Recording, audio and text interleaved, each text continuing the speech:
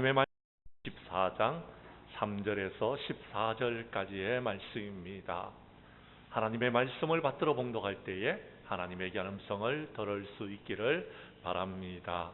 예수께서 감람산 위에 앉으셨을 때에 제자들이 조용히 와서 이르되 우리에게 이르소서 어느 때에 이런 일이 있겠사오며 또 주의 임하심과 세상 끝에는 무슨 징조가 있사오리이까. 예수께서 대답하여 이르시되 너희가 사람의 미혹을 받지 않도록 주의하라. 많은 사람이 내 이름으로 와서 이르되 나는 그리스도라 하여 많은 사람을 미혹하리라. 난리와 난리의 소문을 듣겠으나 너희는 삼가 두려워하지 말라. 이런 일이 있어야 하되 아직 끝은 아니니라.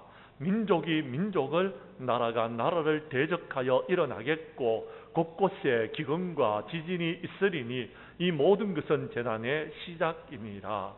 그때에 사람들이 너희를 환난에 넘겨주겠으며 너희를 죽이리니 너희가 내 이름 때문에 모든 민족에게 미움을 받으리라. 그때에 많은 사람이 실족하게 되어 서로 잡아주고 서로 미워하겠으며 거짓 선지자가 많이 일어나 많은 사람을 미혹하겠으며 불법이 성행함으로 많은 사람의 사랑이 식어지리라.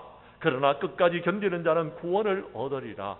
이 천국 복음이 모든 민족에게 정언되기 위하여 온 세상에 전파되리니 그제야 끝이 오리라.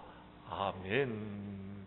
마태복음 24장 3절에서 14절까지의 말씀을 중심으로 사랑이 식어가는 시대라는 제목으로 이 시간 말씀 전가할 때에 전하는 자나 받는 자가 함께 은혜 나누는 귀한 시간 될 수 있기를 간절히 원합니다.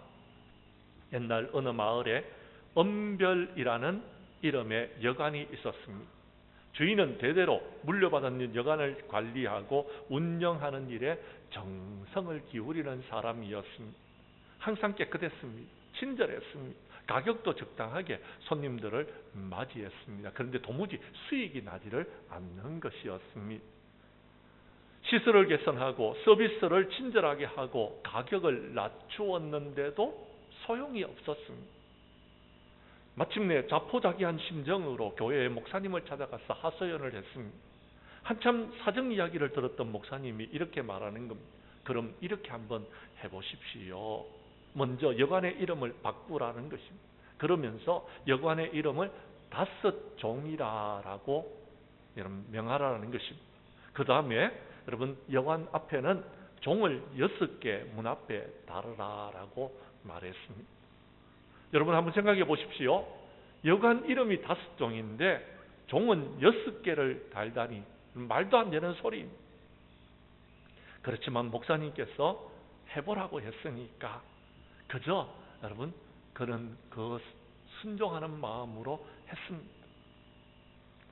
자, 여러분 한번 생각해 보십시오.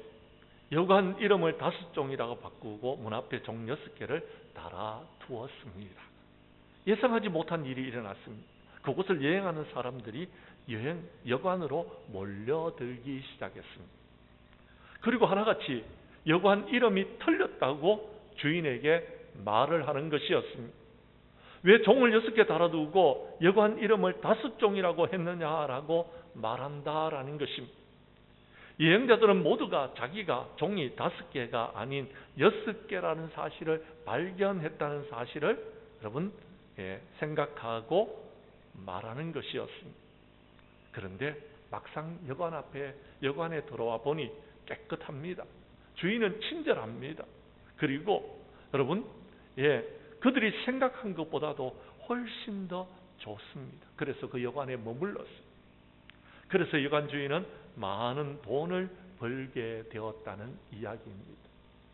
이 이야기가 우리에게 주는 의미가 무엇인지를 생각해 보십시오. 마지막 때 사람들은요 다들 똑똑하다고 생각합니다. 자기만이 모든 것을 안다라고 생각한다라는 것입니다. 그런데 여러분 여관 주인은 알고도 그렇게 했다라는 것입니다. 한 가지 이야기를 더 들려드리겠습니다. 중세 유럽의 정신세계를 형성하는데 신성 로마 제국의 프리드리 1세를 빼놓고 이야기할 수가 없습니다. 프리드리히 1세는 그런 영광을 차지하기 위해서 얼마나 많은 이들의 희생을 했는지 모릅니다. 그 누구도 제지가 불강했던 무소불능의 권세를 휘둘렀던 프리드리히 1세였습니다. 강력한 철권을 휘둘렀습니다. 그러나 프리드리히 1세는 자신이 얼마나 많은 부조리와 악행을 저질렀는지를 그는 몰랐습니다. 그랬던 그가 변화되기 시작했습니다.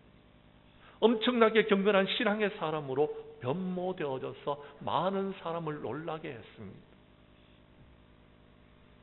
도대체 무슨 일이 있었던 걸까요? 전해온 바에 의하자면은 어느 날 밤에 천사가 이 사람을 찾아왔다라는 것입니다. 그리고 프리드리히 1세의 죄를 하나하나 낱낱이 지적하기 시작했고 돌아가면서 6이라는 숫자를 그에게 전해주고는 돌아갔다라는 것입니다. 프리드리히 1세는 6이라는 숫자를 곰곰이 생각했습니다. 나에게 이제 6시간밖에 남지 않았구나. 그때부터 그는 회개하기 시작했습니다. 그리고 6시간이 지나도 죽지 않고 살아있어서 그는 생각했습니다. 6시간이 아니고 6일이구나. 그는 6일 동안 정말 경건하고 선하게 살았습니다. 근데 6일이 지났는데도 아무 일도 일어나지 않는 것이었습니다.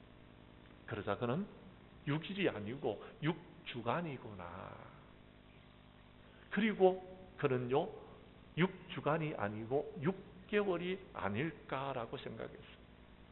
6개월이 지났는데 아무 일도 일어나지 않았어요. 그는 6년일까 하면서 그는 그렇게 여러분 6년 동안 정말 그리스도를 닮아가는 경건한 삶을 살았다라고 이야기합니다. 그런데 6년이 지났는데도 아무런 문제가 일어나지 않더라라는 것입니다. 그런데 그는 변해져 있었더라라는 것입니다. 사랑하는 성도 여러분, 언제 예수님께서 오실는지 우리는 모릅니다. 주님이 오시면 심판이 있을 것입니다. 다만 우리는 하루하루를 최선을 다해서 살아가야 된다라는 것입니다. 두 이야기가 우리에게 주는 의미가 무엇입니까? 많은 사람들은 자신이 잘났다고 생각합니다. 똑똑하다고 생각합니다. 이만큼 살아가면 괜찮다라고 생각합니다. 그런데요, 하나님께서는 저와 여러분들이 변화되어야 될 일들이 있다라는 것을 말씀해주고 있다라는 것입니다. 새롭게 변화되어야 됩니다. 그래야지 마지막 날에 주님 앞에 섰을 때 칭찬 들을 수 있습니다. 우리가 변화되어야 됩니다. 그래야지 우리가 행복한 삶을 살아갈 수 있다라는 것입니다. 사랑하는 성도 여러분, 5월 가정의 달입니다. 오늘 마지막 주일입니다. 여러분의 가정은 행복하십니까? 특히 여러분 이 마지막 때에 사랑이 식어지는 시대가 온다라고 말하고 있습니다. 우리는 어떻게 살아야지 행복한 삶을 살 수 있을까요?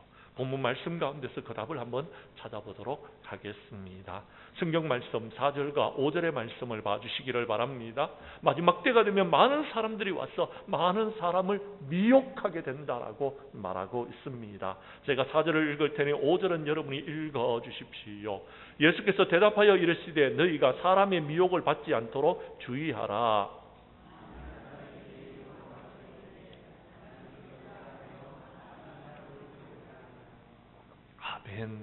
마지막 때가 되면은 여러분 사탄이 많은 사람을 보내어서 우리로 하여금 여러분 헷갈리도록 미혹을 받도록 한다라는 것입니다. 어떻게 미혹하는지 한번 보십시오. 난리와 난리의 소문이 들려지도록 한다라는 겁니다. 이때 너희는 두려워하지 말라. 아직 끝이 아니다라고 이야기합니다. 민족이 민족을, 나라가 나라를 대적하는 일이 일어나겠다라고 이야기합니다. 그런 것을 우리가 소문을 통해서 여러분 TV를 통해서 듣는다라는 것입니다. 그래서 알고는요, 이 사람 저 사람이 떠들기 시작합니다. 지금 이 세상이 어지럽다고. 곳곳에는 기근과 지진이 일어난다라는, 마지막 때가 왔다는 것을 다 깨달을 수 있도록 한다라는 것입니다. 그런데 여러분 8절 말씀은 이 모든 것은 재난의 시작일 뿐이다라고 말하고 있다라는 것입니다. 사랑하는 성도 여러분, 두려워하지 마십시오. 사랑하는 성도 여러분, 헷갈리지 마십시오. 우리는 정신을 차려야 됩니다. 하나님께서는 우리에게요 미혹을 받지 않도록 성경의 말씀을 주셨습니다.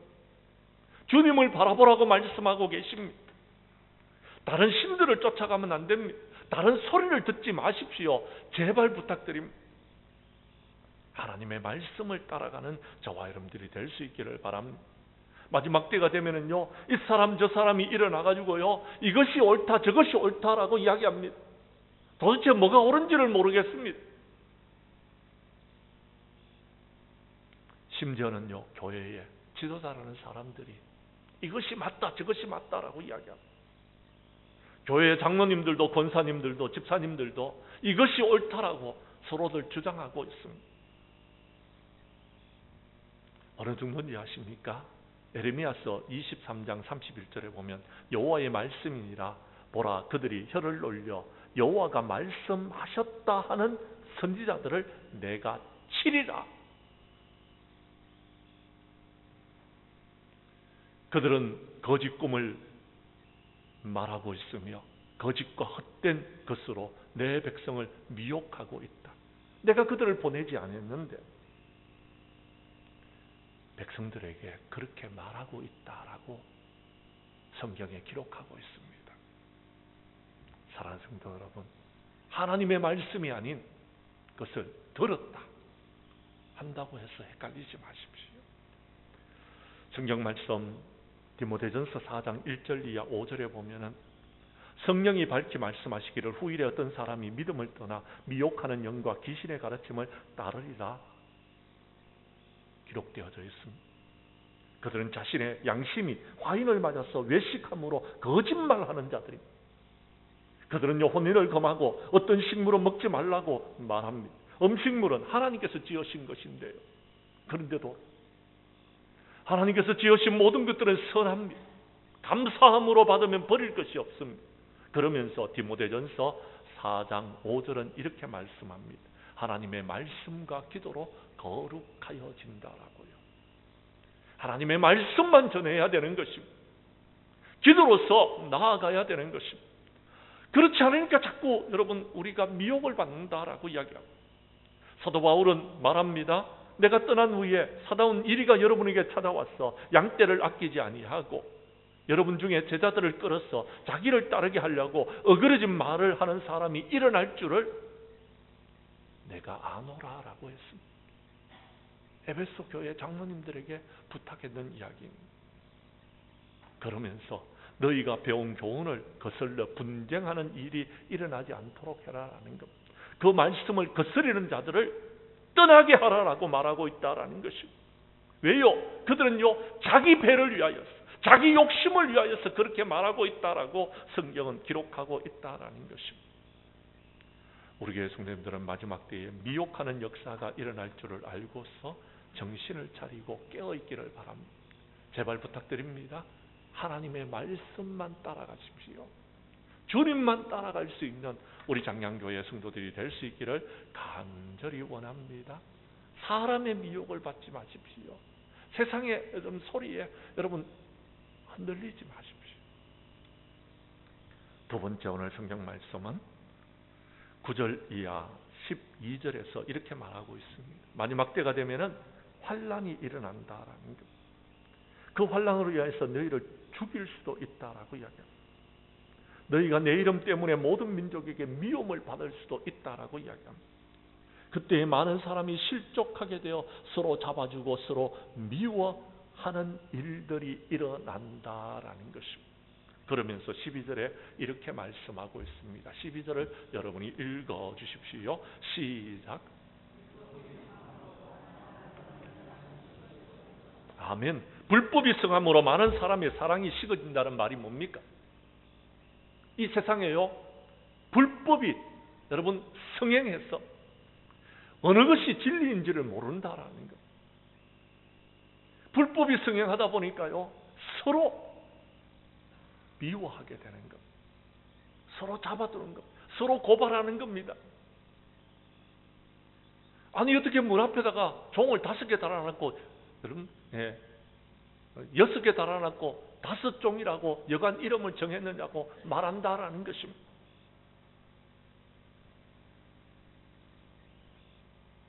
종은 여러분 6개 달아놨고 5종이라 그래도 괜찮습니다. 문제는요, 불법을 행하면서 자기가 지도자라고, 자기가 선한 사람이라고, 내가 이 민족을 이끌 대통령이라고 말하고 있다라는 것입니다. 사랑하는 성도 여러분, 그래서 사람들의 사랑이 식어진다라고 말하고 있다라는 것입니다. 우리 하나님은 우리에게 뭐라고 말씀하십니까? 너는 마음을 다하고 뜻을 다하고 힘을 다하여 하나님을 사랑하라고요. 그리고 난 다음에는요, 내 이웃을 내 몸과 같이 사랑하라고. 하나님을 사랑하듯이 사랑하라고요. 근데요, 우리는요, 사랑하지 않습니다. 우리는 미워하고 있습니다. 불평하고 있습니다. 원망하고 있습니다. 하나님은 사랑이십니다. 저와 여러분이 사랑하기를 원하고 계신다라는 것입니다. 그런데요, 사람들이 마지막 때가 되면 사랑이 식어집니다. 이유가 뭔지 아십니까? 말씀한 것을 찾도록 하겠습니다. 디모데후서 3장 1절에서 5절까지의 말씀입니다. 교독하도록 하겠습니다. 제가 1절의 말씀을 먼저 읽습니다. 너는 이것을 알라. 말세에 고통하는 때가 이르러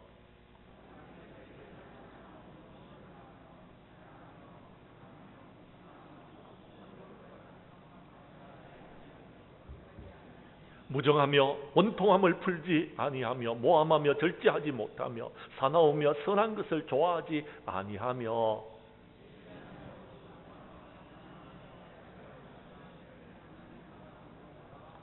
5절의 말씀을 함께 읽겠습니다. 경건의 모양은 있으나 경건의 능력은 부인하니 이 같은 자들에게서 내가 돌아서라. 아멘. 그렇습니다. 사랑이 식어진다라고요. 이유가 무엇이냐면 말세이기 때문에 그렇습니다. 말세는 사람들이요, 자기를 사랑하고 있습니다. 돈을 사랑하고 있습니다. 비방합니다. 부모를 거역하고 있습니다. 감사하지 아니합니다. 무정합니다. 모함합니다. 절제하지 못하고 선한 것이 없습니다. 이 시대가 왜 이러냐고 원망하지 마십시오. 말세이기 때문에 그렇습니다. 주님 오실 것입니다. 주님이 오시면은요, 이런 자들은요, 다 하나님께서 심판하실 것입니다. 그런 자들에게서 네가 돌아서라라고 말하고 있습니다. 우리 예수님은 말씀하셨습니다. 나로 말미암아 너희를 욕하고 박해하고 거짓으로 너희를 거슬려 모든 악한 말을 할 때에 너희에게 복이 있다.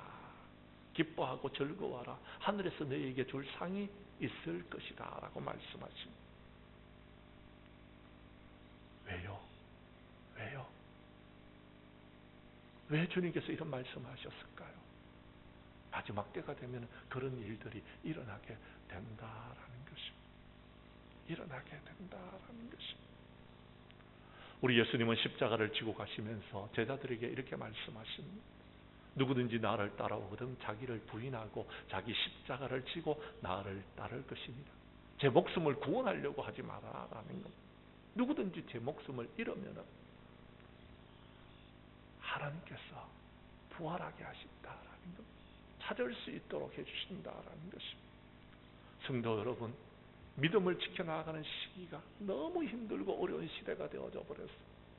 왜요? 악한 시대이기 때문에 그렇습니다. 믿음이 없는 시대이기 때문에 그렇습니다. 사랑이 식어지고 있는 시대이기 때문에 그렇습니다. 이때 우리는 어떻게 해야 될까요? 오늘 성경 본문 말씀에서 답을 찾으십시오. 하나님을 사랑하십시오. 이때 더욱더 사랑해야 됩니다. 정말 여러분, 진리가 무엇인지를 알고 진리를 사랑해야 되는 겁니다. 자꾸 여러분 악을 사랑하지 마십시오.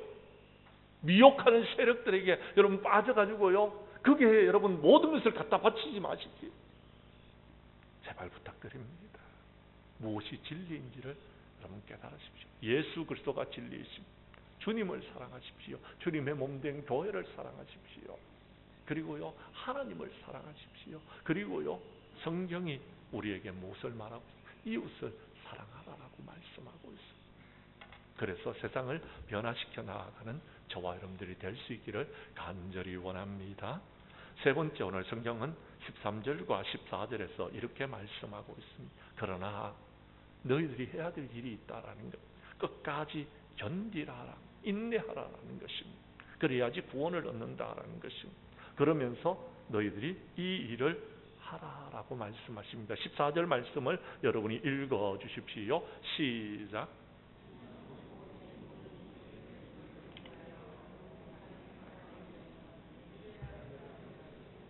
세상은 악하여지고 미혹하는 세력들은 있고, 여러분 환난과 핍박이 있고, 여러분 고난이 있다 할지라도 인내하면서 여러분들은 여러분들이 해야 될 일을 각자 해나가라라는 것입니다. 세상을 바라볼 때요, 희망이 없습니다. 누구를 대통령으로 세워야 될지 저는 아직도 못 정했습니다. 근데요, 이 세상에 희망이 없습니다. 근데요, 세상을 바라보지 마십시오. 그러면은요, 우리가요, 여러분 마음 상하게 되고 힘들게 되고 어렵게 되어진다라는 것입니다. 이때에 우리는요, 주님을 바라보고 주님께서 우리에게 말씀하시는 하나님을 사랑하고, 여러분 이웃을 사랑하면서, 여러분 사랑 중에서 최고의 사랑은요, 생명을 살리고 영혼을 구원하는 것입니다. 그 일들 하라라는 것입니다. 그건 주님께서 우리에게 맡기신 일입니다. 너희는 가서 모든 민족으로 제자를 삼으라라는 것. 그리고 내가 너희에게 분부한 모든 것을 가르쳐 지키게 하라고 말씀하십니다. 오직 성령이 너희에게 임하시면 너희가 권능을 받고 땅끝까지 이르러 내 증인이 되라라고 하십니다. 그 일을 우리에게 맡겨주셨습니다. 사람들이 우리를 미워한다 할지라도 여러분 그것으로서 흔들리지 마십시오. 끝까지 견디는 사람은 구원을 얻습니다. 이 동네 저 동네 다니면서 복음을 전하라라고 여깁니다. 다 다니지 못하여서 주님이 오실 것이다라고 약속하여 주셨습니다. 그리고 주님이 말씀하십니다. 몸은 죽여도 영혼은 능히 죽이지 못하는 자를 두려워하지 말고, 몸과 영혼을 능히 지옥에 멸할 수 있는 사람을 두려워하라는 것. 하나님께서 허락하시지 않으면요, 여러분의 목숨은 끊어지지 않습니다. 그들이 여러분의 목숨을 해할 수 없다라는 것입니다. 우리가 마지막 때에 환난이 있을 것을 기억하십시오. 환난이 있다 할지라도 흔들리지 마시고 우리의 사명을 감당해 나가야 되는 것입니다. 사도 바울은요, 그가요, 사도행전 20장 22절 이하 24절에서 이렇게 말씀합니다. 보라, 내가 성령에 매여 예루살렘으로 가는데 거기서 무슨 일을 당할는지 모르겠다라는 것입니다. 오직 성령이 각성해서 내게 정언하기를 결박과 환난이 나를 기다리고 있다라고 말씀하십니다. 그때 그는 이렇게 고백하고 있습니다. 24절의 말씀입니다. 여러분이 읽어 주시기를 바랍니다. 시작.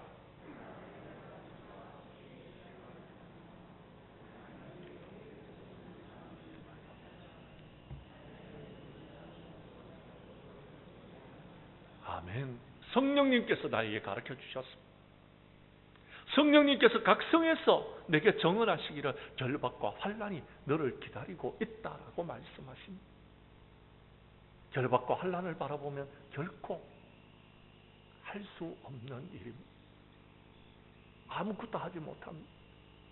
무기력하게 모든 것을 포기할 수밖에 없는 상황 가운데 놓여 있습니다.